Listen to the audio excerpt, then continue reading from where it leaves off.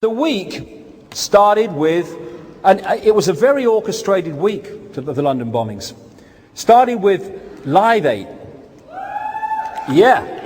Well, I think we might have a difference of opinion there. Just me.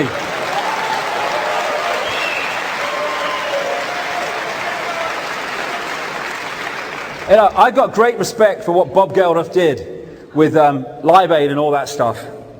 But I do have a whiff of joining the club here, because Live 8 provided a cover and provided a almost heroic status for Tony Blair at the G8 summit, that he was pressing to help the people of Africa and the third world, the developing world, when he couldn't give a shit. He'd bomb them more than bloody help them. And I do see these famous people on stages, and good luck to them. But you know, I do find it rather symbolic when the African bands are sent out to Cornwall and just go over there. You're all right. We've sorted you out. We've had a few complaints, so you better have a place, because we are the centre of the show.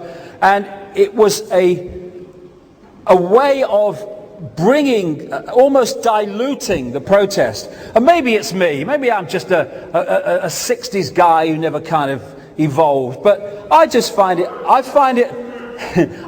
a bit grotesque myself that rock singers are on first name terms and how are you with mass killers like George Bush and Tony Blair. It's just my view.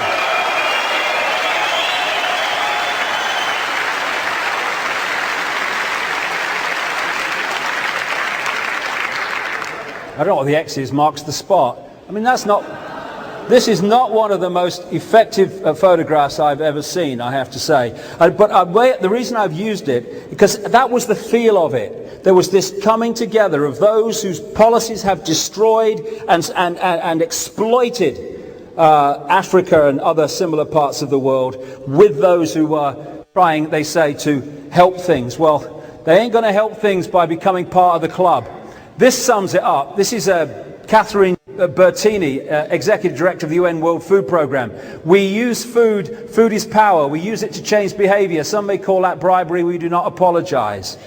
Empty bellies are much easier to manipulate. And we are being asked to believe that as a result of what was decided at the G8 summit, as a result of the protest, which was sod all, that this guy, Paul Wolfowitz, head of the World Bank, is going to have a transformation of personality and help people in these countries who have been mercilessly exploited for centuries. This is the man who was involved in a document that talked to developing biological weapons that can target specific genotypes. This may transform biological warfare from the realm of terror to a political useful tool. Come on, Bono, eh? Let's just have a look at this again, eh?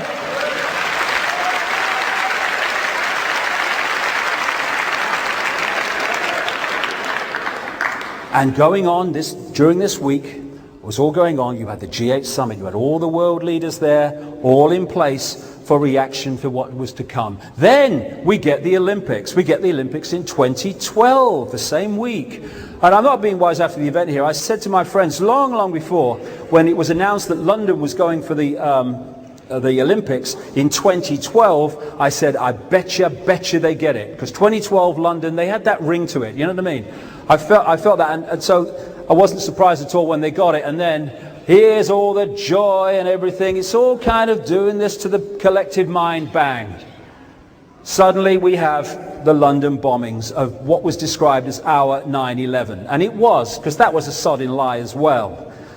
And so we had these bombs, and we had the bus go off, and in the symbolism-obsessed Illuminati, you had this outright terror, bold and brilliant, on the side of the bus that was actually blown up, that was rerouted. One of only two, according to a London transport man who spoke to me, that was rerouted as a result of the bombings, and one of them had a bomb in it. And of course, there they are, just there to react to it and say, this is more terrorism. We as a world community must react to this by taking away more freedoms and more stuff. And then you had this celebration afterwards of something to do with the military. What was it? The World War II and the veterans and stuff, true Brits and nation defiant, all fitted together perfectly. And all the pictures there, Prince Charles and all that stuff. And it was been blamed on 4 Islamic extremists. It's kind of funny that when you look at the background, so many of these people are Islamic extremists. They don't seem too extreme to me. And the background before they hit the papers, you know, they're described as decent people. And this is another lovely one. And make sure you get your identity cards to be found after the bombs go off. We didn't need to find them because they had all their things on them. This is Frank Gardner, BBC security correspondent. I do think it very strange that they were able to find these documents belonging to these bombers. Maybe they thought they were going to paradise, so it didn't really matter. But it allowed the police to trace where they came from very quickly. It was a strange thing to do. Yes, it was. I agree, Frank.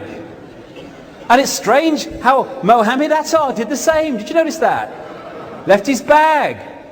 This is a Times of London report. Police had no need of DNA evidence to identify the suspected bombers, as the men were all carrying personal documents. It's as if they wanted their identities to be known, a police source said.